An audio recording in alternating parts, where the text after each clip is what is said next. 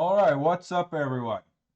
Next game is going to be, I guess you could say, for a smaller audience. Um, this is a this is an IP game, so not everyone is going to enjoy the IP. I, however, really enjoy it. It is based off a TV show. I believe there's also books um, about it. It originally started on the Sci-Fi Channel. I think that was on there for a few seasons, and then they canceled it. But Amazon picked up the rights to it, so it's been on Prime Video for the last couple of seasons. So it's still ongoing, so which is good. Um, but without further ado, the game is uh, the Expanse, the board game. Um, the TV show and the game is pretty much about space exploration, um, different factions, and pretty much there's definitely future in the future. It takes place because the U.S. The Earth is pretty much one faction now, which is the United Nations, and then Mars is its own other faction, and then you got the outer planets as another one, as the OPA. But anyways, let's see what the numbers are on Board Game Geek real quick. The overall rank is 1,497. The strategy rank is 767. The game came out in 2017, which I will get back to you on the importance of it coming out in 2017. It is for 2 to 4 players, ages 14 and up. Playing time is 45 to an hour.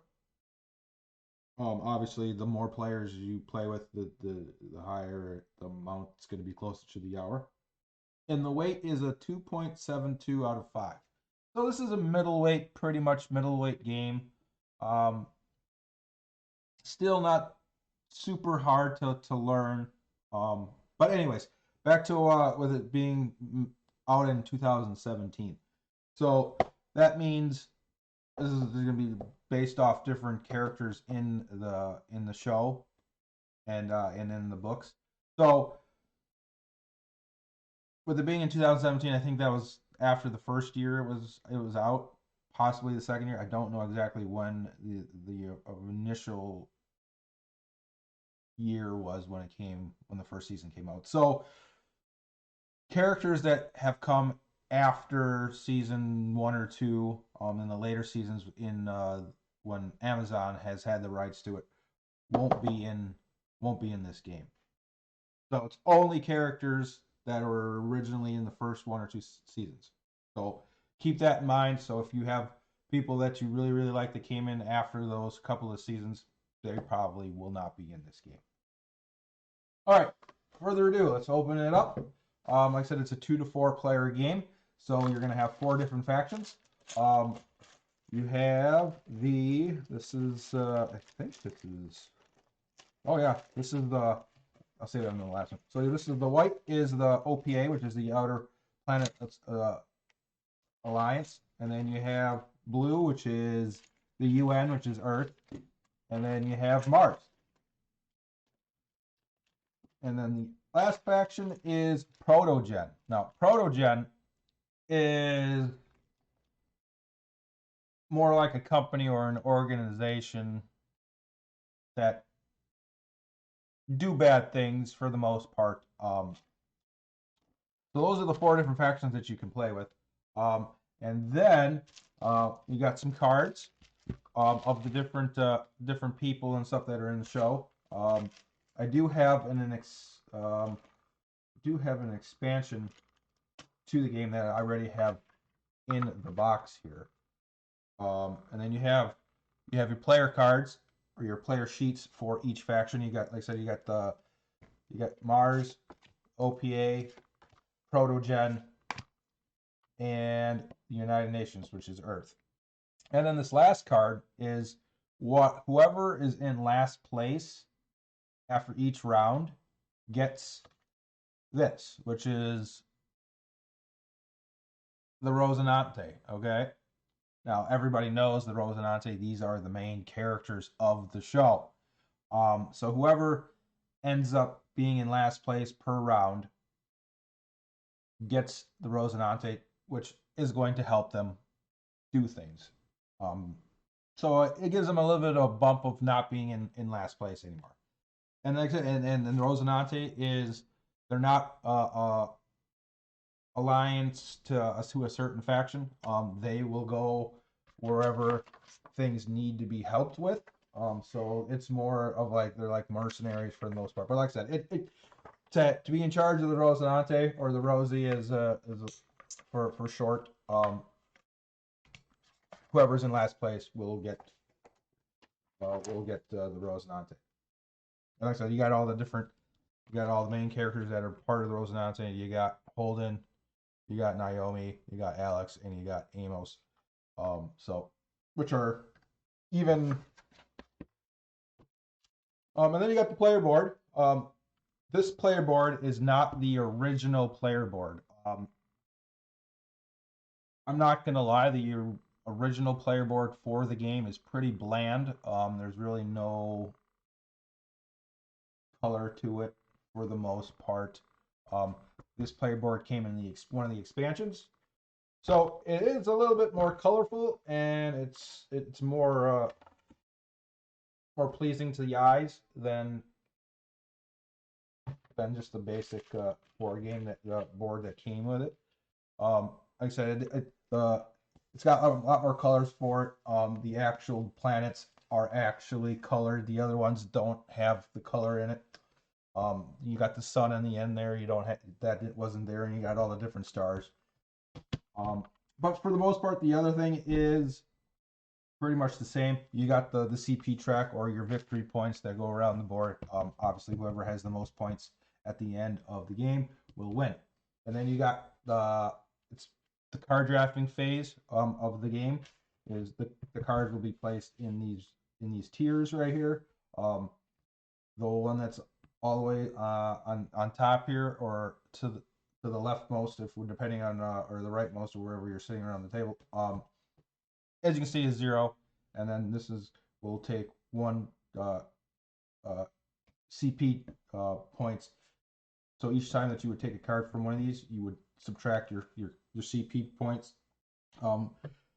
This little symbol right here is for the United Nations. That's one of their perks. That if a card's sitting in this spot, it also counts 0 for them. So these 2 spots for if you're playing the United Nations are actually free. Let's just go over some of the cards real quick. I'm not going to really get into too much detail with them. Some of them have people on it, some of them don't. Some places, each one of them have different abilities. And like you got different people on it. And you got different treachery right there. Going over real quick. You got the factions right here. If the factions that are placed on here are able to do this action down here on the bottom.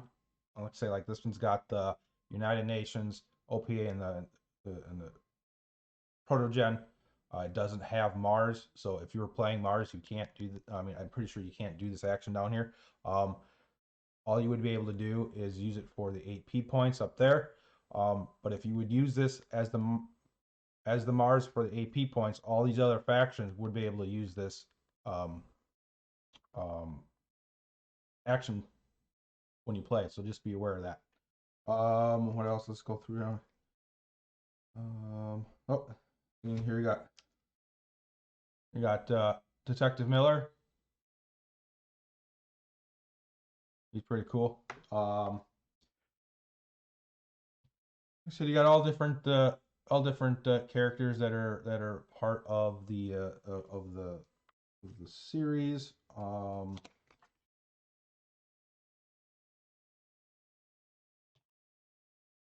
but for the most part, like I said, you just got the. And I believe there is a. I think right down here. I mean, don't quote me on this, but right down here it says it has a little two people down there. I think that tells you, um, like if you're playing a two-player game, you can only play it with two-player. Um, I think this one has three-player. Come on now. There's one autofocus. All right. But yeah, you got all different ones, and then at the end here, you have then you got the scoring cards, which when these come out, a player can pick these cards for the scoring cards, and the scoring cards will tell you exactly the order of what to do with them. You got the, I mean, so it's not really focusing really right now.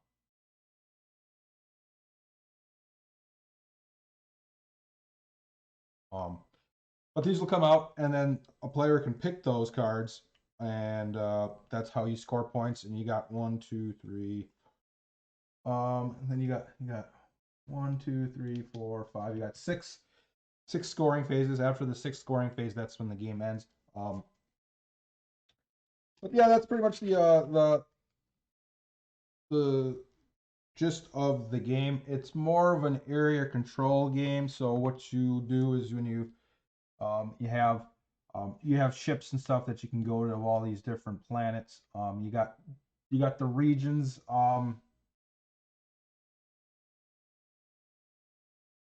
You got the different regions. You have the inner planets. You got the belt, and then you got the outer planets. The original board game, which you can actually kind of see this dotted line right here. You got Saturn and Jupiter. I believe those are two different. Like you got each line right here is a different way that you can move, and then this one is actually also another one between Jupiter and Saturn. So it's really you got 1, 2, 3, 4. But the outer planets as a whole is still its own, for outer planets alliance for the OPA. But anyways, you have ships and stuff that you can move to all these different planets, and then to get start getting points and stuff, you would have you got your square cubes and stuff per each. So you got ships in there, and you got your square cubes, which are called influence, and then you put your influence on the different parts of it. Like you got Titan for Saturn here, and you got different places where you can put your influence and stuff, and whoever has the most influence at those certain points get points, and that's how at the end of when you pick up the scoring cards is when you pick them up, and then you can get bonuses and stuff. But yeah, that's pretty exciting. For the most part, it's an area control game. You win by CP points, control points, aka victory points. You get the victory points by controlling different spots on the galaxy, or sorry, I guess solar system. With control with your ships and your influence. And like I said, this game is not going to appeal to that many people. You definitely aren't really going to know what's going on with this game if you haven't watched the show and or read the books. I personally really enjoy the show. I think it's really well done, honestly. If you have Prime Video, whatever, I would recommend checking it out. I believe there's 5 seasons now on Prime Video. I think it said the first 3 were from Sci-Fi, and then the last 2 are from Amazon themselves. But all right, until next time, I will talk to you guys later. Thanks for stopping in. Take care.